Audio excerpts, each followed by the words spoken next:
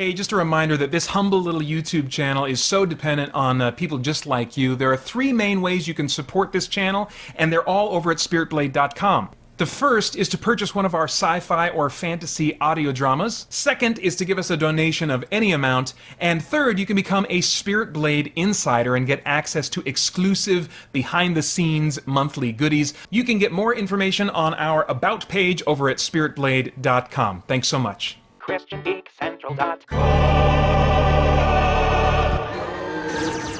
Hold still! You lied to me! In my face! In the face! Put it in the peanut butter. In my face! I thought you said this guy was a Christian. What is this? Liberate tu teme. Collected 995. Are you a fan of the Dark Souls series? No. I have Dark Souls 2. I played some of it during the last stream, which the theme of that stream was basically games that frustrate me and that I'm terrible at. And I bought it specifically for that stream because I was able to get it really cheap. I don't have any interest in, like, the novelty of games being really punishing and hard. You know what? I played games in the NES era. It's not a novelty to me. And I also suck at games. So a lot of games that are not brutally hard for others are already brutally hard for me. That is not a novelty for me. So, no, I really don't have any. Aesthetically, like Bloodborne, and Dark Souls, I'm like, dude, yes. If I could have a totally different type of gameplay in these worlds, I'd be all over it. The main thing is I don't like playing the same material over and over again. Ever since the first Super Mario Brothers, I'm like, jump, bounce, die in the pit. Jump, bounce, die in the pit. You know, and I do that over and over and over again. There just comes a point where, like, I can't get past this part. I'm seeing the same thing over and over again. I play games to see this world that the game designers have created, to explore and to imagine this world and imagine being in it or whatever, you know. That's more of the side that excites me about games. So I hate seeing the same part of a game over and over and over again just because my hand-eye coordination skills are crappy, you know. So I would really like to have other options, you know, of missions than insta-fail missions, or to have the insta-fail missions only be optional, like, side missions that you can do or something like that aren't necessary to advance the plot. And that's been a problem in the Assassin's Creed games and the Far Cry games, which I also really enjoy. I mean, they're both made by Ubisoft. They're in many ways the same kind of games, structured the same way, you know, and so they have those same kind of frustrations for me.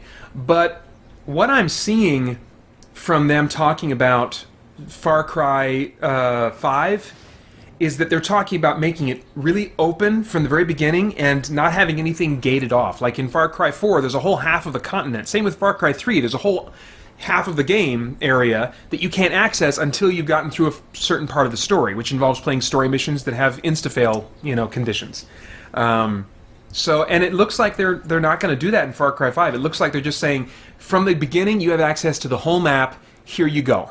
You know, and I've heard from a number of players who talk about the Assassin's Creed games and the Far Cry games. They'll say, "Yeah, man, I love that game." Da da da da. You know, and then at some point they'll say, "Yeah, I didn't even play the story, or I didn't even finish the story." They just go around doing all the open world collectibles, or the, you know, the parkour stuff, or the you know, the crazy gun stuff, and, you know, running around with, you know, taking down outposts in Far Cry, and, you know. So I'm hoping that it goes that route. And although there's still a part of me that's like, I want to know how the story ends. That's weird because I've said that I don't care about story in games, and yet there's something I want to get to the end. I want to save the princess at the end of Super Mario Bros. 1. Not just get another one that looks like a princess and turns out to be a toad person. Eclectic 1995. Do you feel that most Christian movies have the problem of just making these movies just for Christians and tend to put the morals over the story? Yeah, I think that there's... I don't know if they're making it for Christians or if they just are... I don't know. I don't know what's going on that makes it so that most Christian movies up to this point are kind of subpar. Some of it's probably resources. I think, and I talked about this in a video, you know what? When I reviewed Left Behind, the Nicolas Cage one, I think I double-titled that one, Left Behind or Why Christian Movies Suck. And I talk in that one about why I think a lot of Christian movies, you know, in my opinion, obviously, suck. You know, they have problems, you know, that keep me from enjoying them, you know. And I think that a lot of it has to do with just the resources that are available to them and the creativity that they are able to and allowed to exercise. I think in a lot of churches, the more artistic and creative something is, the more kind of guarded Christians can feel about it, you know. They get nervous about things like fantasy or if something's kind of like artsy and unusual, then they might feel like, does this have some hidden message? You know, there just seems to be kind of a guardedness. The more creative and unusual and daring something is, you know, artistically, there seems to be in a lot of Christian circles, you know, just either a resistance or just a lack of interest, or maybe it seems frivolous to them or something. But for some reason, I don't see, in general, churches really encouraging arts to flourish, creative arts, whether that's painting or writing or music or filmmaking or, you know, any of the creative arts or the performing arts.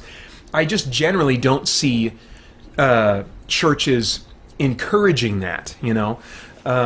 Even in a lot of contemporary churches, you know, who do contemporary music, you know, whatever that means. That's going to be very different from church to church that's doing contemporary music, you know. And so I think it has something to do with, you know, a lack of discernment in recognizing what we can embrace that is unusual and strange and creative and striking and daring and all these kinds of things. And there are times where, you know, when that kind of art is being creative and daring choices are being made, that it's going to step into a place that it shouldn't, that is not God-honoring, that could potentially trigger sin in someone, you know. I mean, there's things to watch out for, but I feel like the road we should go down as believers is discernment, and say, okay, well, let's just get more in the practice of discerning and evaluating on a case-by-case basis, instead of this kind of reflex, which I think has been around for a long time in Christian circles, to just like, you know what, we're just going to shove all that aside. That's funny-looking dice. That's a weird game. That's probably like that Dungeons and Dragons game that man on TBN told me is evil or whatever, you know. And so there just doesn't seem to be an interest in discernment case by case, you know. And I think that's so important. That's so important. It's important to how we approach life in general. It's important to how we understand the truths of Scripture, and, you know, engaging and evaluating new ideas. And I mean, so I think there's something related to discernment that's that's at least contributing to that problem of Christian art being tame and not made with excellence, and being satisfied with a lower bar of quality, or maybe not being satisfied, but at the end of the day just not having the financial and talent resources to make something of better quality. So that would be the current state of my soapbox on that issue. Francisco Ruiz says, good question, Eclectic 1995. My 2 cents is that they're trying, this is about Christian movies, they're trying to appeal to the lowest common denominator of the Christian audience, which my perspective is, I don't want meat, just milk, Paul paraphrase. So it's definitely going to be to their advantage. Well, I don't know, I'm speculating. I really don't have any kind of inside track on any of this stuff. But yeah, it makes sense to me that they would want to play it safe, you know? I mean, and that's what mainstream studios are doing too. They're figuring out their demographic, and they you know, the more suits are involved with decision making, the more safe they're going to play it in targeting their demographic, which is going to be as wide as possible. Francisco Ruiz says, yeah, too bad Christians can't be the ones who don't play it safe in the arts. You know, it's funny, there's a book that here it is. The worship pastor that I worked under before I became the worship pastor at our church bought a bunch of these books with the intent of taking our worship ministry through them. It's called The Heart of the Artist by Rory Noland, and I'm sure there's been reprints. In fact, I know there has been. When he stepped down, I followed through on his plan, and then actually started taking, not just like giving them to members of the team, but actually having small groups that I would go through and lead those small groups, so that eventually everyone involved in the worship ministry, vocalists, instrumentalists, everybody involved on some kind of Sunday morning on-stage rotation in helping to lead worship, went through this book. And why did I bring this up? Because Francisco said, too bad Christians can't be the ones who don't play it safe in the arts. And the observation that Rory Noland makes at one point in the book is that there was a time when where the church was the place to go if you wanted to see what was going on in the cutting edge of the arts. Now you could look at that period of history and say, okay, well, there was also some problems in the church around the same time, so I don't know that we want to give them too much props for being a great patron of the arts and a center of the arts, but it's still worth noting that, man, there was a time where if you wanted to see what was cutting edge in what was going on in architecture or in paintings and stuff like that, it was going on in the church, for the church. Or music, some of the most you think of Bach, I think on all of his manuscripts, he wrote something to the effect of "for the glory of God." He had some kind of sign thing that he would do. It's dedicated all of his work to God, and for His glory. And so there was just some amazing things going on in the realm of arts that were coming out of, or that were motivated, or were inspired by something related to biblical truth, or at least the church at that time.